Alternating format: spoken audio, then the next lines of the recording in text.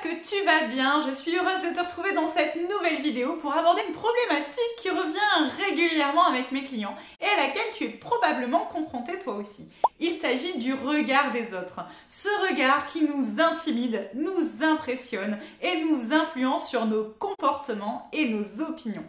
Alors voici toutes mes astuces pour t'en détacher au maximum et être un petit peu plus toi-même. C'est parti!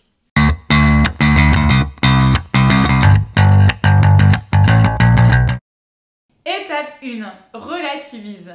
La première chose dont il faut que tu aies conscience est qu'il est totalement illusoire de croire que tu pourras t'affranchir totalement du regard des autres, puisque nous sommes des êtres humains sociaux qui nous épanouissons dans la relation à l'autre. Et qu'en réalité, cette peur témoigne d'une volonté de bien faire, de plaire ou d'évoluer. La première chose à faire donc est de relativiser sur cette peur qui est en réalité tout à fait normale. La deuxième chose à prendre en considération est que tu n'es pas le centre du monde. Si tu es persuadé qu'à chaque fois que tu fais quelque chose, les gens sont en train de te regarder ou occupés de te juger ou de se moquer de toi, je peux t'assurer que tu es à côté de la plaque. En réalité, les gens sont bien trop occupés par eux-mêmes pour passer leur temps à t'observer et à te critiquer. Ce qui nous amène à la troisième étape. La troisième étape pour te libérer un peu plus du regard de l'autre consiste à arrêter toi-même de porter des jugements sur autrui. Si tu cherches à comprendre l'autre avant même de le juger, tu te rendras vite compte que d'autres personnes sont dans cette même dynamique positive. Avec qui ça? Natacha, La petite pute. ben, ne la juge pas, tu ne la connais pas, t'es déjà occupé à la juger.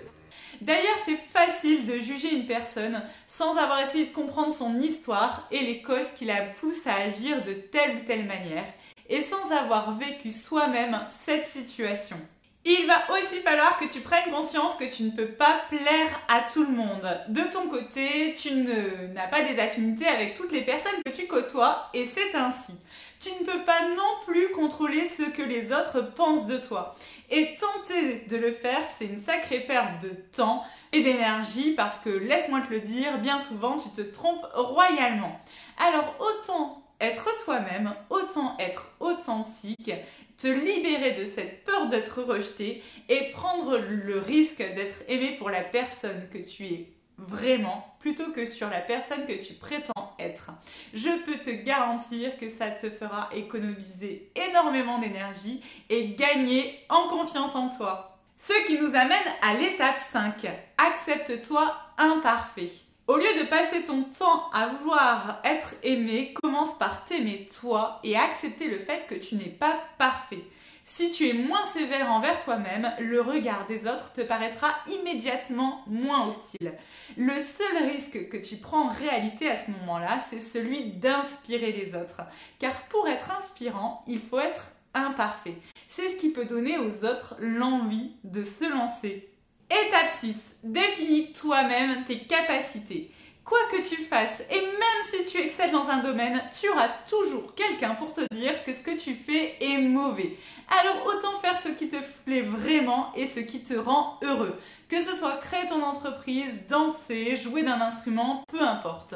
Le but n'est clairement pas de te retrouver sur ton lit de mort en te disant que tu aurais peut-être dû faire telle ou telle chose plutôt que d'écouter ton entourage sur ce qui pouvait te rendre heureux ou sur tes capacités.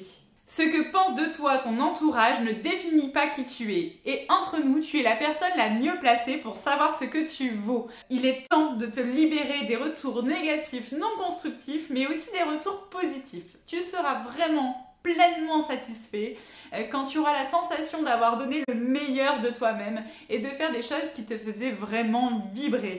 Ce qui nous amène à la dernière étape pour t'affranchir un peu plus du regard des autres, celle de savoir ce qui est vraiment important pour toi et d'agir en conséquence. Et là, je t'invite vraiment à aller voir ma vidéo sur les valeurs si tu ne l'as pas encore revue.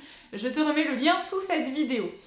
Quand tu prends la décision de savoir ce que tu veux devenir plutôt que de savoir ce que tu veux posséder, tu deviens beaucoup plus libre et surtout tu deviens libre d'être enfin toi-même. Personnellement, l'une des étapes cruciales qui m'a permis de m'affranchir un peu plus du regard de l'autre, c'est quand j'ai commencé à danser en public. Alors d'aussi loin que je me souvienne, j'ai toujours aimé danser, chose que je pratiquais toute seule dans ma chambre, sur le parking non ciré, ce qui m'a valu une belle quantité d'écharpes dans le pied à l'époque. Et puis est venu l'âge de mes premières sorties en boîte, où ma mère me déposait devant et me disait « je viens te récupérer à 2h du matin ». Donc tu sais, c'est l'heure à laquelle précisément les gens commencent à danser. Donc j'avais le choix, ne pas profiter de ma soirée ou me lancer sur la piste de danse alors qu'il n'y avait personne dessus. Avec ma copine, on a pris notre courage à deux mains et on y est allé. Et c'est sûrement ça, d'ailleurs on a passé des super soirées. Et c'est sûrement ça qui m'a permis de réaliser l'un de mes rêves plus tard et de danser devant des centaines de personnes sans être trop préoccupée par ce qu'on pouvait penser de moi. Alors, à toi de jouer maintenant et de transcender cette peur pour être un peu plus toi-même et être plus heureux sur le long terme. Laisse enfin tomber ce masque social qui t'épuise et te fait perdre en confiance en toi et décide dès aujourd'hui de vivre la vie qui t'inspire. Et partage dès à présent en commentaire le premier petit pas que tu vas faire pour être un peu plus toi-même. J'espère que cette vidéo t'a aidé. N'hésite pas à me le dire en commentaire si c'est le cas, à la partager autour de toi, à mettre des petits pouces et comme d'habitude, je te dis à dans 2 semaines.